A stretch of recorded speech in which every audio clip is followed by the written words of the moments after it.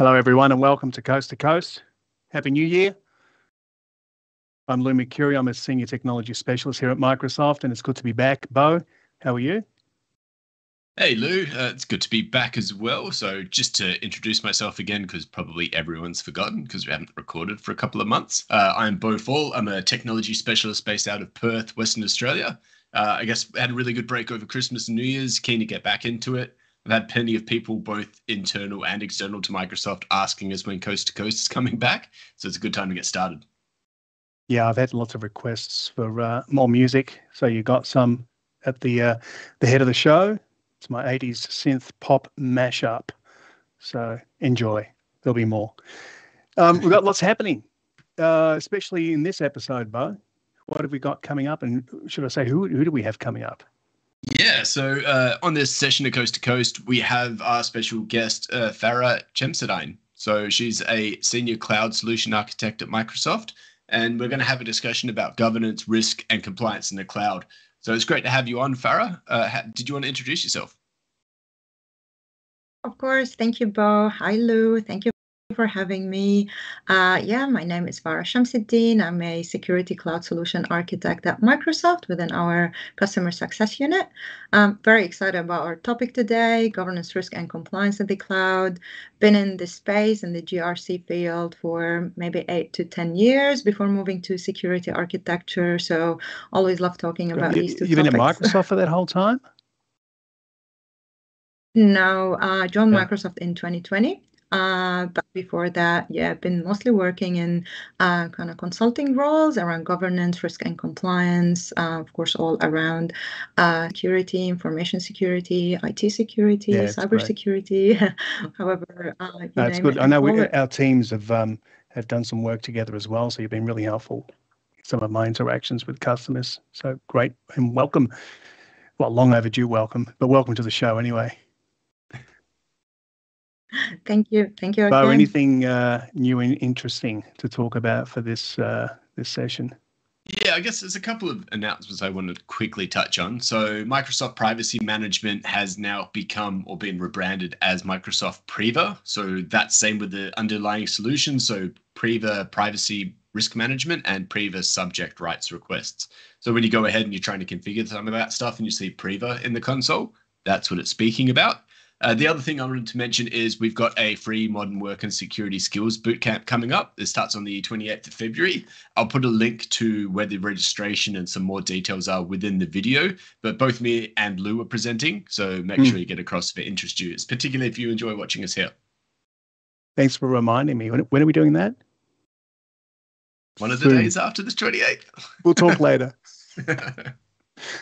Oh, that's good. And look, I've been, as you both know, I've been having a lot of insider threat conversations with customers already this year, covering all the communications compliance, insider threat management, and all the other capabilities we have. But something that caught my eye a couple of days ago is we've gone into public preview with something called cross-tenant access settings, not directly related to my field, but certainly a lot of my customer discussions are around collaboration with external customers or cross tenants. And this is the ability to build some really fine-grained controls around how we're managing that cross-tenant collaboration, and even down to the ability of trusting security claims from external organizations. So if they're satisfying an MFA claim out there, we can make use of that here as well. So lots of great conditional access implications there. So we'll throw a link into the bottom of the video as well to follow that up, because it's literally only a couple of days old and I haven't really yet played with it, but great news for all of us. Okay, so Farah, we've got you here today to do your thing. What can you share with us today? Yeah, well, where do you want to start? We can talk about governance, we can talk about risk, we can talk about... I can lead off with a question to get us started, I suppose. So we often get asked about, I guess, how compliance teams can extend those requirements and monitor it when we start speaking about it in a cloud. Is that something you see a lot with the customers, and what capabilities do we normally speak to in that space?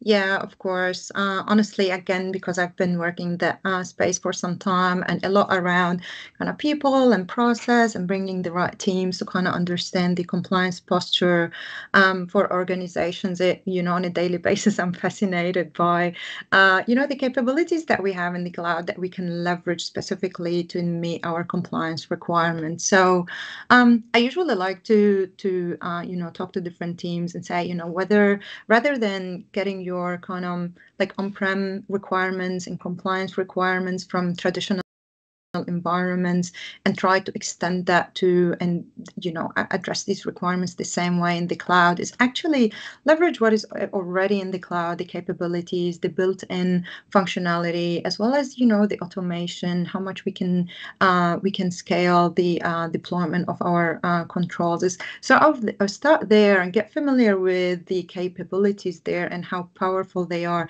and then extend these capabilities to kind of your own your other environments, such as your on-prem environments or other clouds. So when we talk about compliance, it's always a maturity and a journey, and we always kind of try to work with different teams to get to like maturity 3 or 4 or 5. Like if we think of kind of the maturity model and the stages, teams usually start with probably we don't have any compliance or processes in place. They're non-existent. Then they start to have some sort of ad hoc implementation, inconsistent monitoring. Throughout the journey, they start to define their processes. They start to become more kind of defined and familiar with these standards and procedures, how they want to meet compliance requirements, and then they get to a stage where they can measure and repeat that process and be able to improve that process once they start repeating and measuring it. But when we talk about kind of compliance in the cloud, you are kind of at day 0 or day 1, you're already at stage 4, because you have your requirements defined and you are able to measure them. And as soon as you start measuring your your posture and your compliance and your security, you're actually able to improve it. So there are a lot of like kind of capabilities that I like to talk about when we cover specifically security and compliance in the cloud. But yeah, we have a lot of kind of built and out of the box compliance standards that automatically start evaluating and scanning your environment and reporting back on where you're compliant, where you're not compliant, and what exactly, like provide guidance on what exactly you can do. So, and there's a lot of automation that I was can be going to ask, leveraged. so those regulatory requirements, those frameworks, they're going to directly impact on security risks, right? Because they're going to help, that cloud transformation is going to help customers with their security risks. Yeah, absolutely. Even the risk conversation is a very easy conversation in the cloud. Traditionally, when we, again, and we talk with customers and different teams, and we kind of try to identify the risks and manage the risks, they have to collect information from different places, from different business units, from different departments, infrastructure and networking and identity, data and compliance, etc. But when we talk about, again, security and compliance in the cloud, it's all in one place. It's one-in-one interface where you can have that view, understand where you're at, know your assets, which ones are critical, know your threats, which ones, again, are severe, know your controls as well, and the gaps and what might expose you to additional breaches and compromises, and again, address kind of that risk and implement a risk treatment through deploying these controls and the guidance provided. I can show you as well if we have some time. Okay, let's do that really quickly. So I'm here in our Azure Portal, and this is Microsoft Defender for Cloud.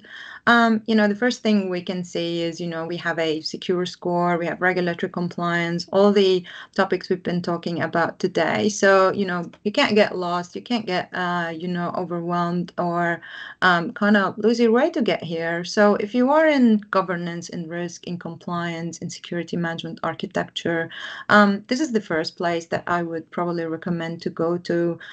request just reader permissions. You don't need to be able to edit or modify anything. So follow least privilege. Like you can look at secure score and you can benchmark, the deployments that you have against specific standards. I'll show you here. Like this is again, per the Azure Security Benchmark, which provides a lot of details around security best practices. It's aligned with PCI and CIS, and so you're already in NIST. So you're already kind of all of these recommendations can provide you with, guidance on how you comply with these standards, and where you have gaps and where you're actually compliant. So things like enable MFA, remediating and identifying vulnerabilities, encrypting data. So you can see all of that in one place, and you have your secure score to kind of allow you to measure that over time. I was going to say this looks familiar. I mean, anyone who's seen secure score will be comfortable in this interface, right? Yeah. The concept of a score, yeah. Yeah, exactly. And it follows the same process. And this is specifically for your kind of your workloads in Azure, as well as, if you have any kind of workloads in AWS or GCP, you can also have manage all of that kind of in one single place, which is, again, is amazing. So we don't have to talk to the infrastructure team, networking team, and understand what they're doing and how they're doing things and how can we kind of enforce compliance requirements. We can see all of that in one place, whether it's around MFA, whether it's how we manage our infrastructure, whether how we're protecting our networks, whether how do we in deploying and managing advanced threat protection. So you can manage and see all of these kind of insights in one place. Speaking of with each of those as well, is there any, if we go into MFA, for example, specifically, is there any guidance as to how people would go through and enable that? Yeah, absolutely. So if we go through any of these recommendations, internet facing virtual machines should be protected with network security groups. You can have, you can tell you which resource you have unprotected. You can have all the more details on the finding, and then you can have remediation steps that can also allow you to manually remediate this finding. In some cases, based on how you have your compliance policies configured, you can actually auto-remediate these resources. And this is, again, the beauty of leveraging cloud capabilities, is that you can scan your environment and can monitor and can audit for you. But what you can also do is leverage these what we call Azure policies and configurations to actually do the work for you. So bring resources into compliance. An example I like to give is, a lot of questions we get around encryption in transit and at rest. So, all of that can be automated. When we create these policies, you can actually configure it and actually have it bring any resources such as storage accounts or SQL databases to have encryption enabled at rest automatically. So by default, we are actually meeting these compliance requirements. We don't have to take a reactive approach where someone deploys, someone checks, someone tries to remediate. It's actually having all of that, we kind of shifting left all of that, activities, and have resources, once they're deployed, especially in production, actually meet your compliance requirements. I did notice that if you... Sorry, Lou, I'll interrupt you just because we were just in that same window. If you go back into that recommendation there, I saw that it showed the technique that it's trying to prevent. Is that from what a malicious actor would potentially be trying to do under that lateral movement there? Yeah, absolutely. So it's based from the attack MITRE framework. So it can tell you which tactics, which techniques these can actually be, exploited. by having that vulnerability. And if you're also familiar kind of with our defender plans and capabilities, when a threat is actually detected on a specific resource, it's actually also aligned with the MITRE framework. So if you are already kind of aligned with the MITRE framework, then these capabilities allow you to, in a much easier way as well, to manage your manage your controls, manage your risks, manage your threats as well. It's awesome. Oh, I'll hand it back to Lou because I interrupted him in mid sentence. That's all right. It's paying me back. I do it to you all the time. That's fine. I was just going to ask the question. It's a fairly so as an admin performing or someone in operations performing some of these mitigation controls, let's say enabling MFA, I presume that's going to flow through all the other frameworks and just flow through. We're not within one. So you'll get a credit for that within NIST. You'll get a credit for that within ISO 27001, whatever. So perform the action once. Yeah. Yeah, absolutely. You can either kind of set the auditing mechanism, like let's say it's a policy that only is auditing for a specific property or a configuration, so that it reports back compliance. That could be within, as you said, like NIST. It could be in PCI. It could be your own kind of initiative or custom initiative that you are working on. And even if you have a policy that is actually remediating resources for you, so ideally that is this compliance posture is always green, so you'd have the different kind of compliance standards showing up as green. We have currently, I think, more than 15. I'll share my screen quickly as well, one more time. Yeah, sure. We have at this stage more than 15 regulatory standards built in that again teams can enable out of the box. Here we have a sample of these, like NIST, like SOC TSP, ISO 27001. You can create your own custom initiatives, and you can see also that we have also recommendations from resources in AWS and GCP. So again, monitoring compliance couldn't get any easier or more convenient, even when we want to talk about going into the details of not just compliance, but also, okay, what is the risk that I don't have specific recommendations in place. I like to talk about understanding our assets. So one thing is going through our compliance requirements, but it's also, as we touched on earlier, like it's a more kind of complex conversation when we talk about risk. What is my risk? What do I need to do about it? So one thing I'm sure you get as well a lot of questions on is around how do I link that with our data classifications and kind of sensitivity types.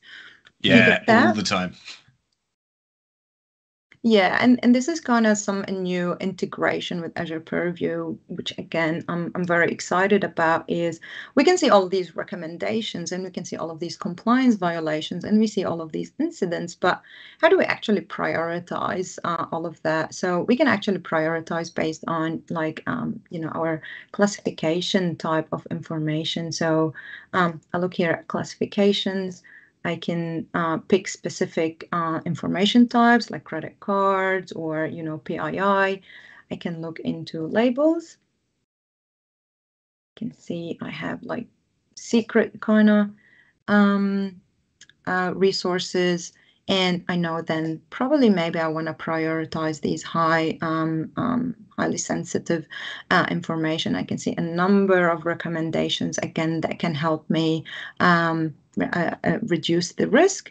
They're already kind of classified as well in terms of severity. So again, that can help me with understanding where do I need to prioritize my efforts and what do I need to kind of enable in the beginning in the first place. So yeah, we can even see threats, active threats on these resources. So even the risk conversation is very easy because I got my asset. I know how critical it is with the information that's being processed or stored. I can see alerts and active, threats on these resources, and I can also see guidance as well on recommendations that can help me prevent that in the future, or improve the security posture there. And these are an example of the recommendations that we can and those leverage. sensitive information types you referred to, they're based on that centralized repository of the information protection service itself, right? So they're common across the rest of our compliance offerings. Excellent. Build them once, yeah? Absolutely. Absolutely. Again, looking at kind of customers' environments, if they have a classification scheme, that will take a lot of time to as well, have it capture the different labels, the different information types, have everyone familiar with it and understand the difference between the levels and the labels. So we want to keep that consistent, and we don't want to change that for kind of cloud environments. We want to align with existing strategies and schemes at customers, especially within the governance and compliance teams. We've spoken a lot about governing and monitoring compliance postures. What about if the customer has some violations? How do they manage those? Obviously, a lot of compliance people are doing that manually. They're having to go in, check these things, try to remediate it. We did speak about automation before. Can you talk a bit more about that? Yeah, absolutely. And again, the more we can, especially in GRC space, the more we can automate, the more time we leave to analysts to focus on more important things, or things that are too complex, or maybe just innovating in that space rather than following manual processes, or kind of always going into processes that need manual repetition. So when it comes to automation, I think there are kind of two things that we can talk about and leverage in cloud capabilities. So one thing is about automating the process. So automating the process, for example, of notifying specific teams, like we saw today, recommendations, we saw alerts, we saw compliance posture. So how do we automate, the process to notify specific teams or specific people responsible for that to be aware of a certain, change in our environment? Let's say we have a new recommendation. Its severity is high, and we want someone to take action. So rather, again, than going through a manual process of communication and kind of reactive going in and checking, is how do we make sure we're getting these notifications early on? Or think of alerts as well, like security incidents. There's a security incident, you don't want to wait until someone is coming and checking. So how do we automate maybe creating a ticket and service management solution that the teams are continuously leveraging and monitoring to be able to, again, detect something and kick off their internal incident response process. I was going to ask about people and processes, and that's a great capability you're describing there, because they're often the weakest link, right? Yeah, absolutely. Again, try to automate. People make mistakes, and we expect them, want people to focus on the more important things, on maybe how do we design our security controls, how do we design these guardrails, like we saw recommendations now, and we saw alerts and policies. It's maybe I prefer teams to, again, especially GRC teams, to spend more time on designing these guardrails to proactively limit any non-compliant actions, rather than be spend time on kind of reacting to things, or spending time on manually finding even the information. Different teams, might find it difficult in answering a question such as, how compliant are you, and what are kind of your key risks? How many teams can answer that? But it can be an easy exercise. Amazing. Well, you've blown me away. I've learnt a lot. So thank you. 100%. Any questions? I think I've covered a lot, so I'm happy to also cover some of the things in more detail. Yeah, I think if we go any more deeper, no one's going to be able to absorb anymore. So, so I was just going to make the point as we wrap up that we've kind of made a habit of finishing up with something a little bit more lighthearted, a bit more personal. We call it the toy box, where we talk about things that we do when we're not working. Mine's a very quick one. It's literally the music. So as we fade out after this session, there are 3 80s synth rock classics that I've mashed together. Challenge is, for those of you out there listening, see if you can work out what those 3 songs are. It's all my work, by the way. I've played all of that. So that's mine. Bo, what have you got this week? Or this session? I'll try to do that competition as well. It's a bit before my time, but I'll give it a crack. So I have another Microsoft show that I guess is not really a show. It airs once a week. It's a Microsoft Team Live event. It's called The Lowdown. It started off based out of Perth. It's kind of broadened out to Australia, trying to be a bit more global as well. They're currently running a series on the ASD Essential 8.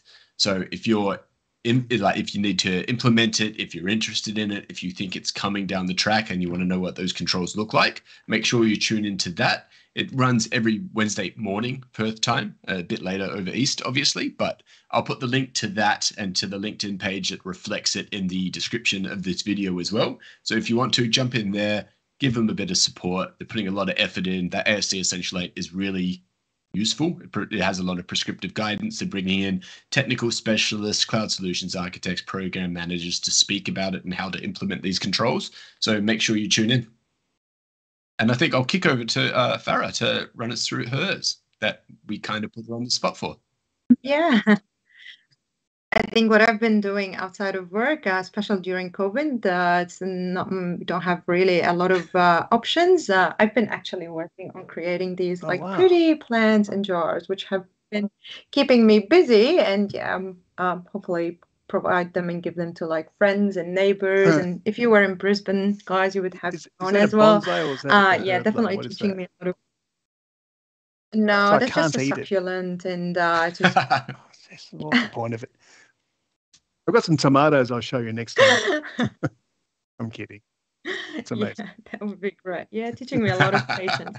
What, Lou or the plant? Yeah. All right. So once again, thanks for joining us, Farah. I'm serious. We probably will have you back because there's so much stuff you didn't get a chance to talk about today. And, over time, there'll be more and more coming through. So. Always a pleasure. Absolutely. Thank you for having me. And with that, we'll sign out. Bo, you got anything, or are we done? I think so. I've really enjoyed this episode. It's good to get back into the swing of things. Next month, I think, now that we're doing this monthly, right?